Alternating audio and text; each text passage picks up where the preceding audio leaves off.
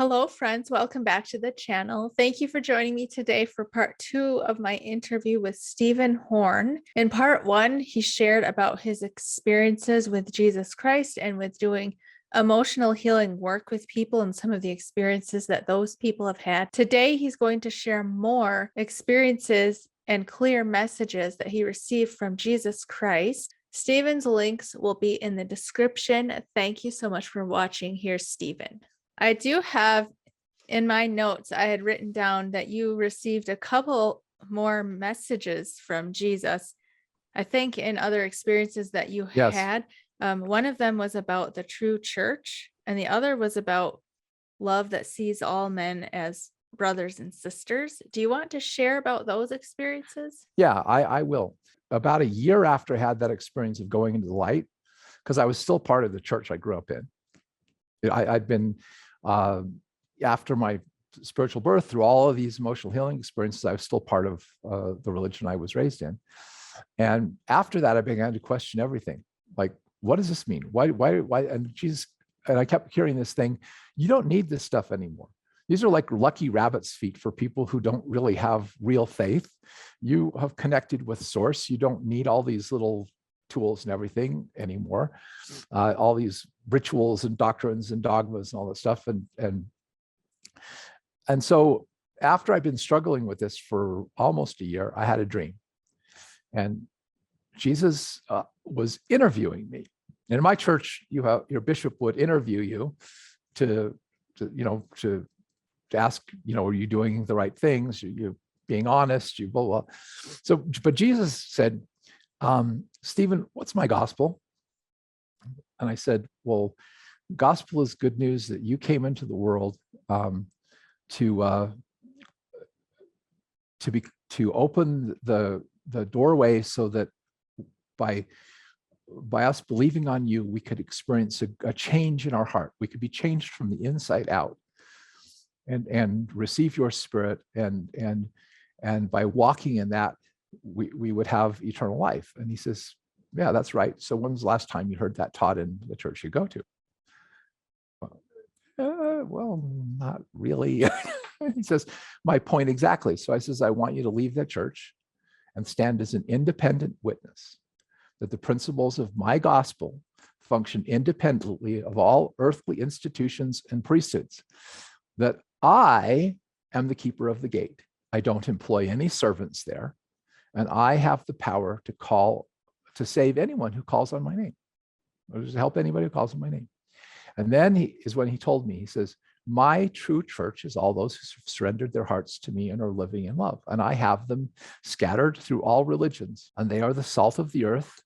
They are the leaven of righteousness. They are there to help the people in whatever institution or situation I have placed them, to be a light and to love and to guide and to lift people. And that totally changed my idea of what, the true church was. So after I wound up outside of my church, and a lot of people who have been former friends, suddenly I was, like, oh, you know what I'm talking about, I'm sure, from personal experience. Oh, yes. I remember thinking, I used to think people in my church were really loving. And then, Jesus said to me, everybody loves people who agree with them. Everybody loves people who think the way they do, okay? But where's the love that sees all mankind as your brothers and sisters? Sees everybody, sees your brothers and sisters. That's the love I want you to see, which I might as well tell you this one other experience I had, which again shows my perspective on how I understand God views us and how we should think of ourselves. And again, think of sin. I saw this little kid who was repeatedly trying to get this hot pan on the stove, and they would touch it and they would burn themselves. And Jesus was standing patiently by, and he said, when you're tired of burning yourself, I'll show you how to use a hot pan. And then I saw the same kid, and he had his head against the wall like this, like just totally frustrated, upset, angry, and Jesus was standing patiently by and says, when you're tired of doing that, I can show you something more constructive to do. We get to choose what we want. He's given us our freedom. But but there are consequences. You make certain choices if they don't turn out so good, but he allows us to do this thing because it's the way we learn. It's the way we grow. It's the way we come to understand. But he's not, he hasn't abandoned us. He's just waiting for us to turn to him, be willing to let, us help him. I did want to share with you just one really important thing God taught me, because it relates to a concept that I put into the book, Let Freedom Ring. Because for a long time, I tried to be, kind to everybody. And sometimes you wound up being a little bit like feeling like a doormat, right? Because you're trying to love everybody, but everybody is not loving you back. And then God explained to me that there are 3 levels of human consciousness. And that giving and being kind to everybody is not necessarily the loving thing to do for them. And so these relate to also the 3 levels of human love. So the lowest level of human consciousness is judgment. It's the level that we of good and evil, that the fruit of the tree of knowledge of good and evil represents. And that judgment basically is, if you think about what happens when a judge judges someone, he sentences them, and that involves separating them from something, separating them from their liberty, putting them in jail, separating them from their property by a fine, or maybe even separating them from their life by ordering them to be executed, right? So judgment involves separation. Whenever we judge, we separate, okay? And so a person living on the level of judgment only knows the most fundamental kind of love, which is the love of desire. It's the love that we are talking about when we say, I love ice cream. Okay. We have no altruistic thing that we do for ice cream. We just like the fact that ice cream tastes good and we feel good when we eat it, right? The love of desire is a totally self-centered love, which there is nothing wrong with loving yourself, right? But it's just the love of what's good for me is good. What is bad for me is not good. So everything is judged based on whether it benefits me or doesn't benefit me. Understand? That's the lowest level of human consciousness, is that everything is judged based on how does it benefit or not benefit me personally. And people who live on that level cannot give gifts. Okay? They can only give you bribes. Everything that they give you has a string attached to it, because they're wanting to use it to manipulate you to get something out of you at a later date. So when I was teaching this in this little group that used to be here in St. George, I actually made a little present in a box, and I put a string inside of it with a link and looped around my finger. So when class, I said, here, I have a gift for you. And the person took the gift, and of course, out pulls, and there's a string attached to it, okay? That's what is happening on the lowest level of human consciousness. Everybody it's in it for themselves, right? So there's a higher level, also called the lesser law, the law of justice, which reflects the idea that things need to be fair, that I can't just take from other people. I've also got to give to other people, but I don't give them what I think they should have. I give them what they want in exchange for what I want. So it's a level of reciprocity, of being fair. It's the love of duty. It's the love of country. It's the love that we engage in healthy social interactions, where we feel good about people because they're benefiting us, and we also feel good about ourselves in that relationship because we are trying to benefit them. All marriages are based on that. Couples have to care for each other. They have to understand each other's needs. They have to work together, and that is the lesser law. Okay, and people living on the level of justice are fair and honest, and most religious people are living on that level. There's nothing wrong with it. It's a schoolmaster to raise you to the higher conscious. And it also is the law that is always against those on the level of judgment. So the lesser law which says a person steals, they should pay back what they stole. They should do something to make it right, right? That lesser law is always in effect against, the ungodly. Jesus didn't destroy that idea. Okay, if someone is selfish, you can't just give to them, because everything you give to them, they think that it's owed to them, and they can't receive it as a gift. They only receive it as, well, you finally did it for me. Well, why did it take you so long? Right? So you have to use the lesser law with people who are on that level. You have to say, no, wait a minute. I'm not going to do that for you unless you do this for me. We got to make this fair. It's a fair exchange, right? You have to do that with children. You have to teach them contribute to the family.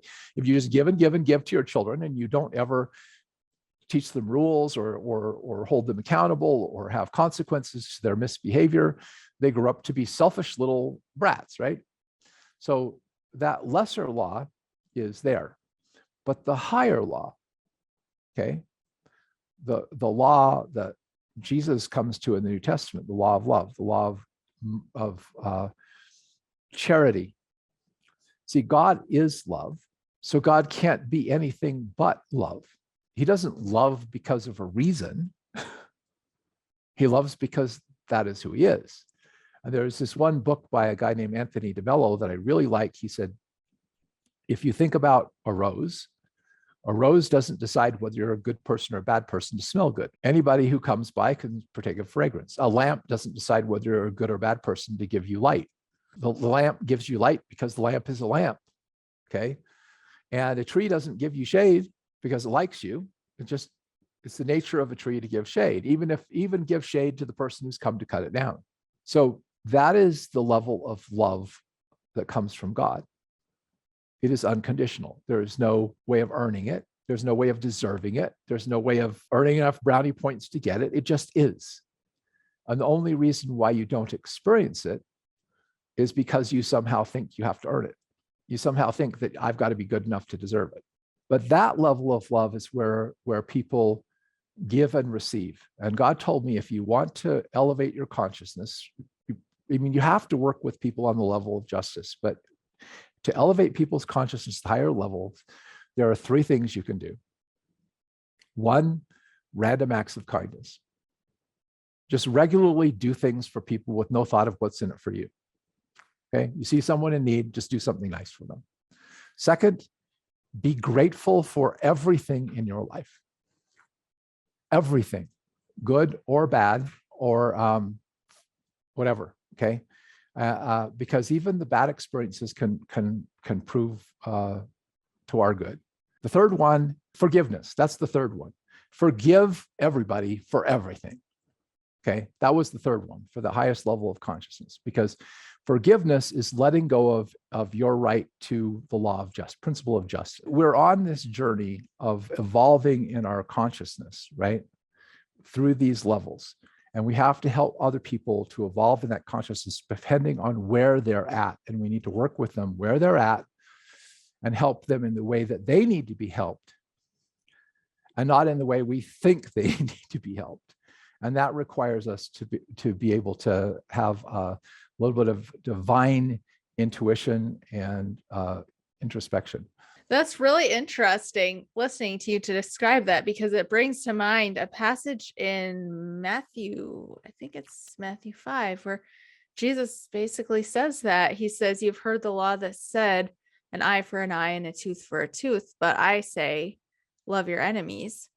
And when I went back and did some research on the history of that time period, it almost seems to me like there was a time in history when this idea of justice and fair consequences for actions came into play, because it came in to the Hebrew culture. It also came in, I believe, to was it the Egyptian or the Sumerian culture, one of those ancient cultures.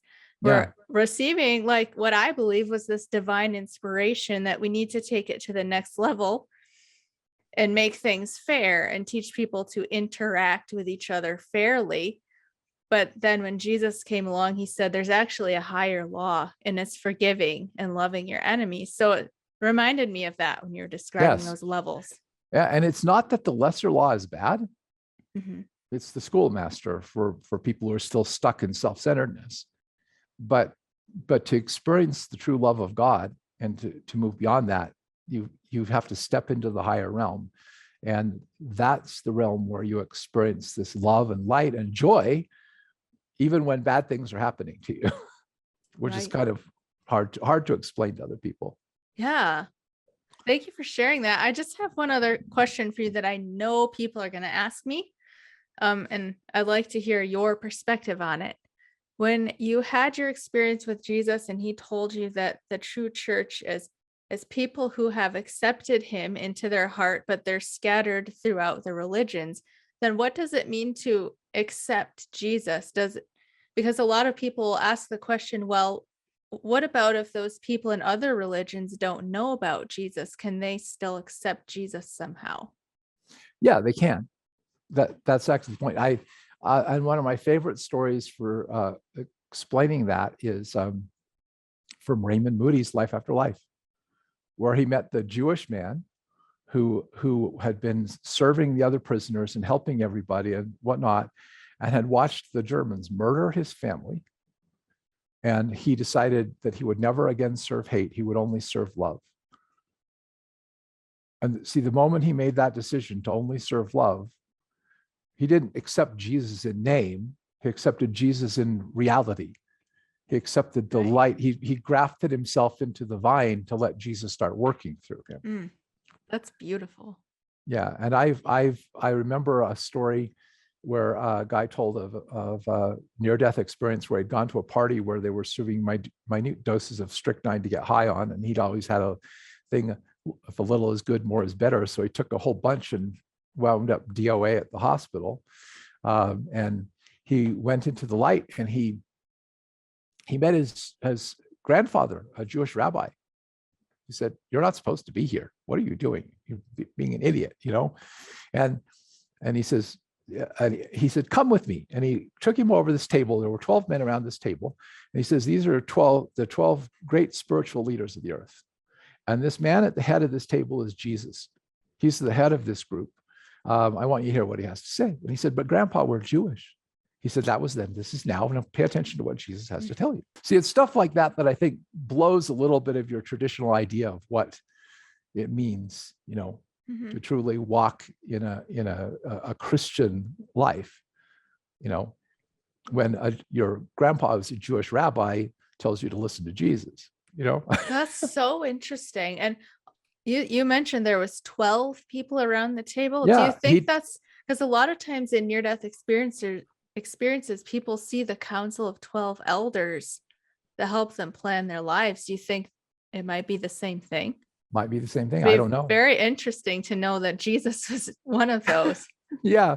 Well, and he asked them a bunch of questions, and they kept drilling two things into his head. One was, you are your brother's keeper. You're supposed to go take care of your brother, your neighbor. And the second one, your body is a temple. You need to treat it like that.